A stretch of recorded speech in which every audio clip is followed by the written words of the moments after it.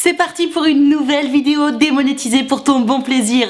Salut YouTube, comment ça va? Oui, j'ai décidé qu'on allait faire une vidéo bien intéressante, bien croustillante. Une vidéo qui parle de fantasmes. Étant donné que YouTube est complètement coincé du cul, je sais déjà que je ne toucherai pas de sous via cette vidéo. Mais c'est pas grave, moi ça me fait marrer de parler un peu de fantasmes. J'ai déjà commencé à lire vos petits messages que vous m'avez envoyés sur Instagram. Et vas-y qu'on parle de fétichisme, de plan à 3, de lieux publics, de caméras, de dominant-dominé, de violence. Mais mon Dieu, incroyable!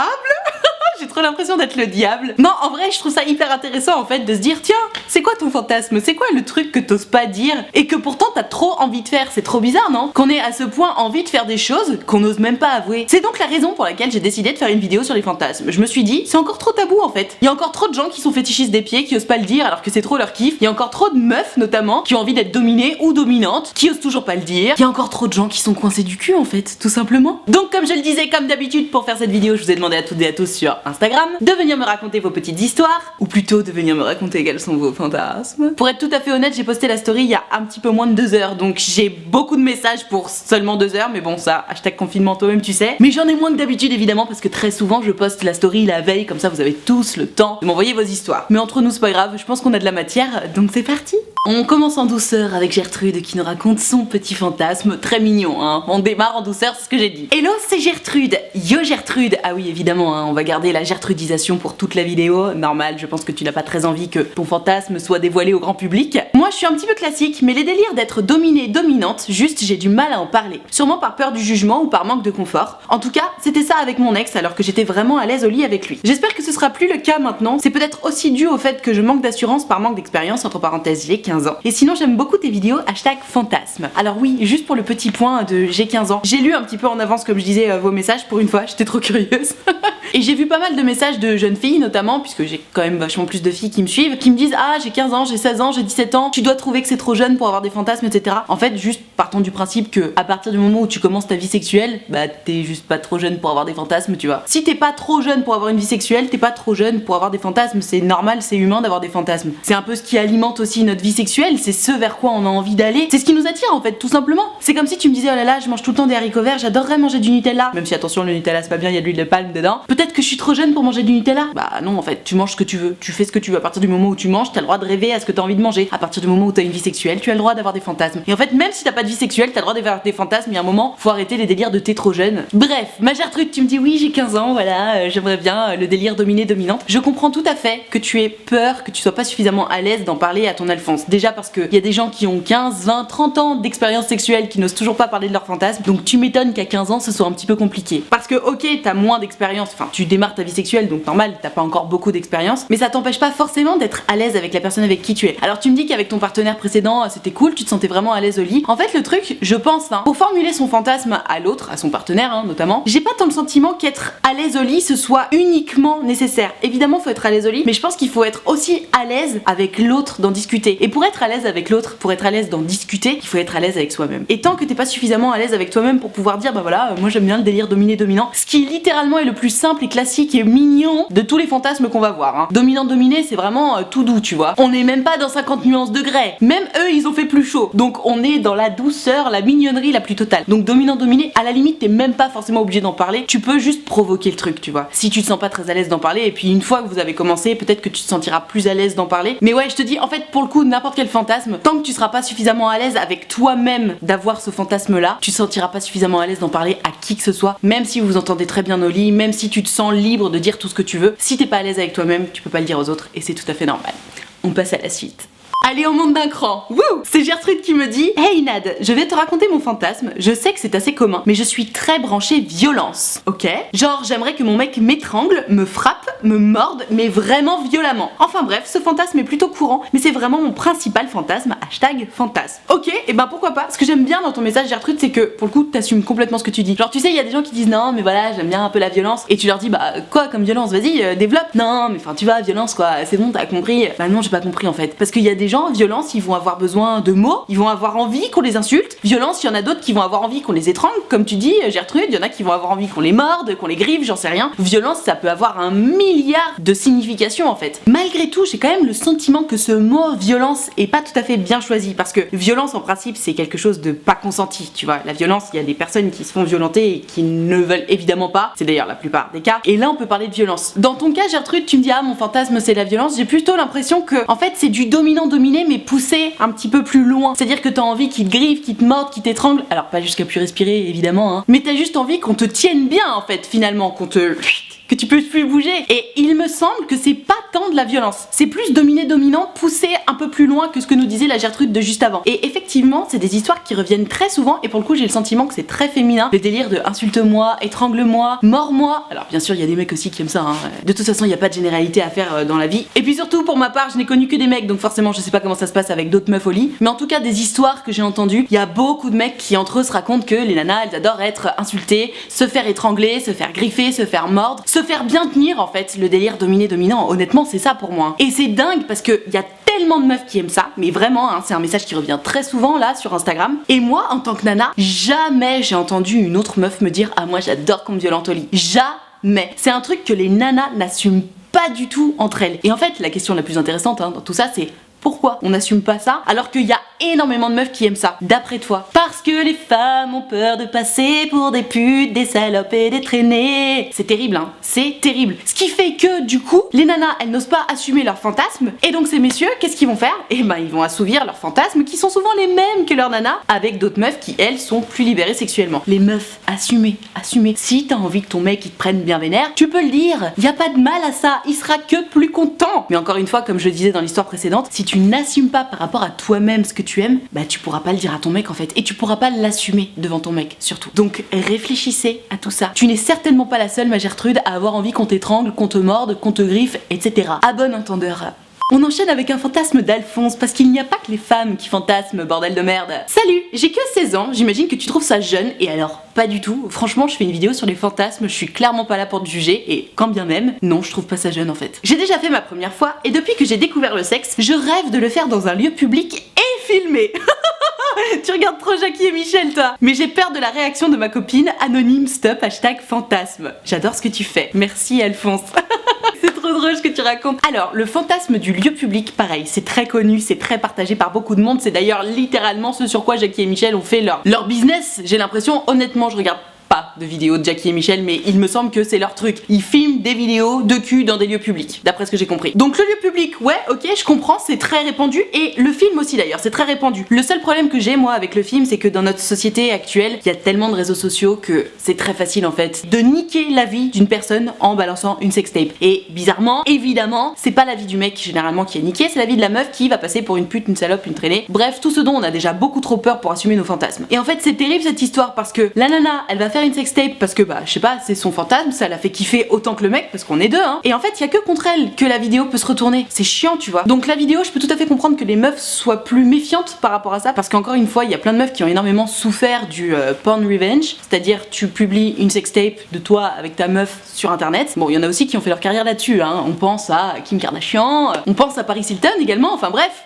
elles sont devenues riches grâce à ça, mine de rien. Mais bon, quand même. Donc mon Alphonse, tu me dis ouais, moi j'aimerais trop faire ça dans un lieu public avec ma meuf et filmer tout ça. En soi, si t'es pas un gros connard qui compte faire du porn revenge derrière, pourquoi pas? Et donc tu me dis ouais, j'ai peur que ma meuf ça lui plaise pas trop ou quoi que ce soit. Honnêtement, t'es pas obligé de lui dire bon, allez aujourd'hui on va faire ça. Tu sais, tu peux l'amener délicatement. Tu peux lui poser la question un peu sortie de nulle part. En fait, c'est quoi tes fantasmes? Vous en parlez et puis peut-être que toi, une fois qu'elle te posera la question en retour, tu pourras lui dire non mais j'ose pas trop le dire, nanana. Et là elle va te dire ah si raconte-moi. Parce que entre nous c'est quand même la question la plus intéressante qu'on puisse se poser en couple. C'est quoi ton fantasme? Parce que justement c'est plus ou moins la seule personne avec qui tu peux vraiment en parler. Et donc là peut-être que tu pourras lui dire bah voilà, moi j'aimerais bien faire ça dans un lieu public et j'aimerais bien qu'on se filme. Et tu verras ce qu'elle te dit. En soi, si elle te dit ah non dégueulasse, bon bah tu seras fixé, tu vois. Et puis peut-être que dans quelques mois, quelques années, elle changera d'avis, c'est possible. Ou alors peut-être qu'à ta grande surprise, elle pourra te dire un truc du style ah grave, bonne idée. Ou encore peut-être qu'elle te dira ok pour le lieu public, mais non la vidéo je veux pas, ou l'inverse, j'en sais rien. Mais en fait, il faut pas sous-estimer son partenaire. C'est exactement ce que je disais tout à l'heure. Il y a des meufs, elles vont taire leurs fantasmes parce qu'elles vont avoir peur de passer pour des putes. Donc leur mec, il va pas en parler non plus parce qu'il va se dire oh là là, je vais passer pour un obsédé du cul. Et donc qu'est-ce qui se passe? Tout le monde est frustré et donc tout le monde va voir ailleurs. C'est trop nul, c'est trop nul. Il faut avoir l'occasion d'en parler, c'est hyper important. Donc Alphonse, quitte à te prendre une bâche, franchement, parle-en avec ta meuf. Il y a absolument rien d'inavouable à dire bon bah voilà, j'ai envie de faire une sextape dans un lieu public, tu vois. Vraiment, c'est loin d'être inavouable. Si tu veux, entre la sextape dans un lieu public et la scatophilie au passage, c'est le fait d'aimer le caca, il y a une différence de niveau, tu vois ce que je veux dire? Donc franchement, mais parle-en avec ta meuf, tranquille, easy, j'ai envie de te dire, même si t'as 16 ans. Mais encore une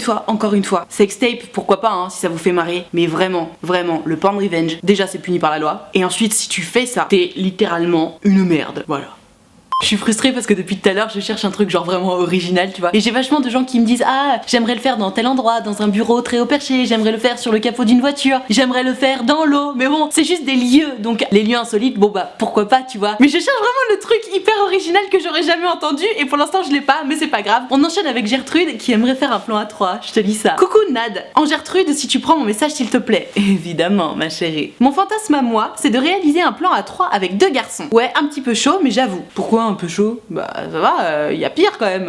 J'ai un petit peu peur de le dire de nouveau à un mec, car mon ex avait proposé un plan à 3, sachant que c'était mon fantasme. Il l'avait proposé à son coloc lors d'une soirée où on était tous alcoolisés sans même m'en parler avant. Et du coup, j'ai refusé parce que je n'étais pas assez lucide. Ah, c'est bien. Je l'ai plutôt mal pris, depuis je n'ose plus trop en parler à mes partenaires, merci pour tout, change rien, #fantasme. Alors, ma Gertrude, c'est surprenant que tu me dises que tu l'as mal pris parce que, ok, vous étiez tous alcoolisés, mais tu sais, bon, forcément, quand t'es alcoolisé, il y a toujours des idées comme ça qui te viennent dans la tête où tu te dis, ah, c'est trop une bonne idée. Et le lendemain, tu te dis, pourquoi j'ai fait ça? J'aurais jamais dû. Type, envoyer un message à son ex. Type, appeler son ex. Type, appeler son crush pour lui dire n'importe quoi, que tu l'aimes alors que tu voulais surtout pas. Bref, des idées de merde. Et c'est vraiment cool que pour le coup, tu aies eu la lucidité de refuser parce que justement, tu n'étais pas assez lucide. Maintenant, tu me dis, ah, je l'ai assez mal pris. Je comprends pas trop pourquoi, dans le sens où il me semble quand même que si ton mec il a proposé à son coloc, c'était pour te faire plaisir. Alors oui, il était bourré. Non, c'était pas le bon moment. Et oui, il aurait dû t'en parler avant. C'était hyper maladroit. Mais je pense quand même que c'était pour te faire plaisir parce qu'il savait que c'était ton fantasme. Et même si c'était complètement maladroit, y a pas de raison que tu le prennes mal parce que c'était sans doute pour te faire plaisir. Mal fait, mais c'était pour te faire plaisir. Peut-être que tu devrais te repasser le film dans ta tête et te rendre compte que c'était évidemment pas méchant de sa part de proposer à son coloc sans t'en parler avant. C'est juste qu'il était bourré et que quand t'es bourré, encore une fois, il y a des idées, tu te dis ah c'est trop une bonne idée. Alors que bon bah là c'était pas forcément la meilleure idée du siècle. Et du coup tu me dis ah du coup j'ose pas trop en reparler à mes nouveaux mecs. Je pense qu'une fois que tu te seras repassé le film de ce qui s'est passé pendant cette soirée avec ton ex, tu te rendras compte que du coup bah c'était pas méchant et qu'il a pas voulu te passer devant. C'est juste qu'il avait voulu te faire plaisir sans t'en parler avant. Il a peut-être voulu te faire la surprise, j'en sais rien. Et peut-être que du coup tu te sentiras vachement plus à l'aise d'en reparler à ton nouveau mec. Parce que bon, en soi, encore une fois, le plan à 3, c'est très classique comme fantasme. Alors c'est peut-être plus difficile pour le coup dans les couples hétéros, parce que si toi tu veux faire avec 2 mecs et que ton mec il est complètement hétéro, bon bah forcément peut-être qu'il aura plus de mal. Et pareil, si toi tu veux le faire avec 2 meufs et que ta meuf est complètement hétéro, peut-être qu'elle aura pas trop envie d'avoir une meuf avec elle. Donc ouais, détends-toi sur le sujet, rends-toi compte qu'il a pas voulu te faire de mal ton ex en proposant à son coloc, et peut-être que ça te détendra pour en reparler à ton nouveau mec, mais honnêtement,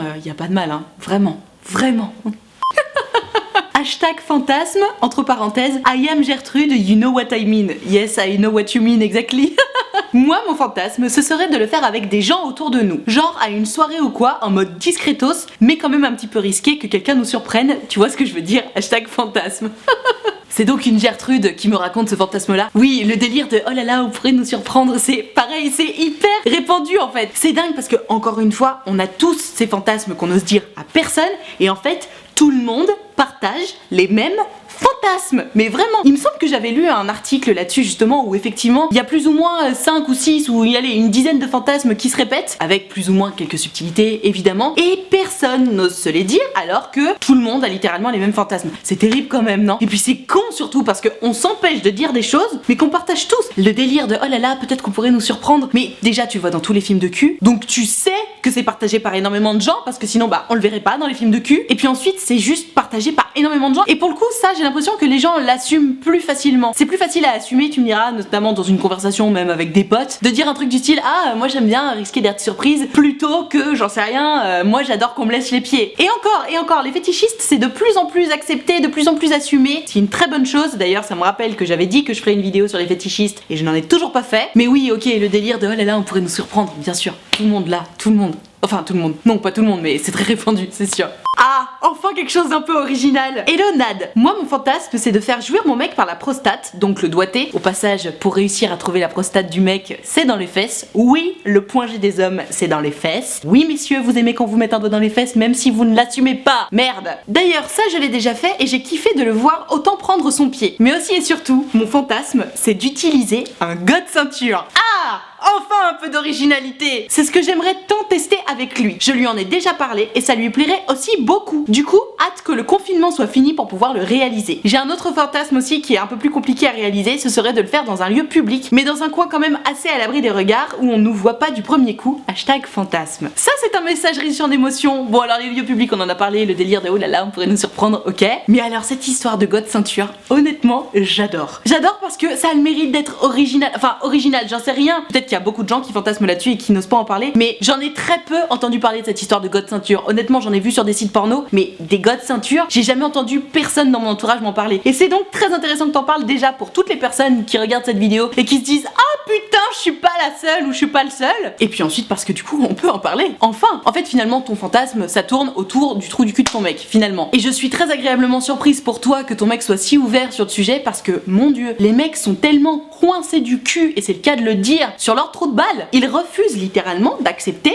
d'assumer que leur prostate, la façon d'accéder à leur point G, c'est dans les fesses les gars. Je suis désolée, c'est comme ça. Et que ton mec non seulement se laisse toucher mais en plus soit d'accord avec l'idée du god ceinture, il est ouvert d'esprit et il s'assume en fait surtout. Parce que tous les mecs qui sont là ah non moi j'aime pas qu'on me touche les fesses, bah juste les gars vous vous assumez pas en fait. Vous refusez d'accepter qu'il se passe quelque chose dans vos fesses. En fait c'est même pas une question de j'aime ou j'aime pas, c'est physiologique. C'est comme si je te disais ah non j'aime pas qu'on me touche le clito. Bon bah très bien, tu peux ne pas aimer qu'on te touche le clito, mais la vérité c'est que si t'as des orgasmes c'est grâce à ça. Et ben là c'est pareil pour les mecs. Enfin c'est un petit peu plus complexe que ça mais t'as compris. Donc franchement merci d'en avoir parlé ma Gertrude parce que c'est intéressant, ça ouvre les esprits. Et ensuite bien wesh pour ton Alphonse parce qu'il est open-minded et on adore. C'est important. Y a pas que les meufs qui sont trop coincées du cul, y a aussi les mecs. Ah bah tiens, trop drôle, mais ça juste après, exactement la même histoire, je te la lis parce que ça rajoute encore un petit peu. Coucou Nad, j'ai un fantasme qui est le pegging, c'est-à-dire que la femme prend l'homme avec un god ceinture. Ok, donc en fait ça se démocratise cette histoire, le pegging. J'avais appris ce mot d'ailleurs lors d'une précédente vidéo, le pegging. Pegging. J'en ai parlé un peu notamment avec un sex friend, mais il n'a pas voulu. Tu m'étonnes, franchement la Gertrude d'avant, elle est juste tombée sur le mec open-minded là. Parce que honnêtement, un mec qui accepterait de se faire prendre les fesses par un god ceinture, moi j'en connais pas. Mais bizarrement, les hommes sont beaucoup moins gênés quand on parle de sodomie sur les femmes. Cliché quand tu nous dis un hashtag fantasme. Putain mais c'est clair parce que attention ces messieurs très ouverts d'esprit sur la sodomie, oh là là pas de problème quand tu veux la sodomie etc. Et puis si nous on a l'air de grincer un peu des dents par rapport à la sodomie, oh là là t'es coincé du cul, ha ha ha. Par contre ces messieurs quand il s'agit de leur mettre un doigt dans les fesses, alors là il y a plus personne. Non mais ça c'est vrai, cliché et mauvaise égalité des sexes pour le coup. Parce que des fesses ça reste des fesses et mettre quelque chose dans les fesses à l'autre ça reste mettre quelque chose dans les fesses à l'autre. Alors les mecs, mais en fait la vérité c'est que les mecs ils veulent rien prendre dans les fesses, pourquoi? Parce qu'ils se disent ah là là mais ça fait gay si je prends un truc dans les fesses. Alors qu'en fait c'est débile comme façon de penser. Une meuf qui va se prendre un truc dans les fesses elle va pas se dire ah ça fait gay parce que les gays font ça, bah non en fait. Puis d'ailleurs les gays font plein d'autres trucs, enfin c'est débile. Tu sais il y a des raccourcis comme ça dans la tête des gens, dans la tête de l'opinion publique d'ailleurs parce que je connais tellement de mecs qui disent ah mais non mais moi les fesses jamais. Et tu sais très bien pourquoi. Les gars, open your mind. Si vous êtes prêts à mettre vos bites dans les fesses des femmes, pourquoi nous on n'aurait pas le droit de mettre ne serait-ce qu'un doigt pour commencer? Juste pour commencer, je te parle même pas de god ceinture, juste un doigt. Allez les gars, égalité des sexes, hein? Tiens, quelque chose qui revient très souvent, mais là il est très bien expliqué dans le message de Gertrude, donc je vais te le lire. Et je pense que beaucoup de personnes vont se retrouver dans cette histoire. Hello, ici Gertrude. J'aimerais qu'on parle des fantasmes homosexuels que l'on a quand on se considère comme hétérosexuel. Je m'explique. Il m'arrive souvent d'avoir des fantasmes où j'ai des relations sexuelles avec une ou plusieurs filles en même temps, alors que dans la réalité, je n'ai jamais été attirée par quelqu'un du même sexe que moi. Et quand j'y pense, ça me remet un peu en question. Je pense que ce serait intéressant d'aborder le sujet hashtag fantasme. Effectivement, Gertrude, c'est très intéressant ce sujet-là parce que effectivement, il y a beaucoup de personnes qui fantasment sur les rapports homosexuels, notamment côté nana j'ai l'impression, parce qu'encore une fois les mecs ils se disent oh là là ça va faire gay donc je vais manquer de virilité. Ce genre de cliché, ça m'énerve, mais bon, c'est comme ça. En tout cas, chez les femmes, j'ai l'impression que c'est quand même vachement plus assumé. Le délire de dire, bah voilà, je me sens hétérosexuel, je pense être hétérosexuel, mais c'est marrant, je fantasme très souvent sur deux nanas ensemble. D'ailleurs, il y a énormément de films porno avec deux meufs ensemble, ou deux mecs ensemble, ou bref, des films porno homosexuels. Et les films porno homosexuels, c'est évidemment pas que pour les homosexuels ou pour les bisexuels, c'est pour tout le monde et tout le monde les regarde. Donc effectivement, c'est un point très intéressant que tu racontes, ma Gertrude. Et d'ailleurs, ça nous amène à nous poser une question encore plus intéressante. Est-ce que parce que je fantasme sur des rapports homosexuels, ça veut dire que finalement, moi, je cache un peu cette part d'homosexualité qui se cache au fond de moi, ou alors pas du tout, est-ce que c'est juste de l'ordre du fantasme, ça me fait kiffer d'y penser, mais dans la vraie vie, honnêtement, je suis pas du tout attirée. Ça, pour le coup, personne n'a la bonne réponse parce que c'est évidemment différent pour chacun. Mais c'est très intéressant ce que tu racontes, Gertrude, merci de le mettre en avant parce qu'en plus, il y a vraiment beaucoup de nanas, pour le coup, qui m'ont envoyé ce genre de message de bah voilà, moi j'aime les hommes, mais je fantasme beaucoup sur deux nanas ensemble, ça arrive très souvent. Donc ouais, posons-nous la question, qu'est-ce que ça veut dire d'avoir des fantasmes sur des rapports homosexuels? Est-ce que ça veut dire qu'on essaie de se cacher ce que l'on a au fond de soi, ou est-ce que c'est juste un kiff? Ça dépend de chacun.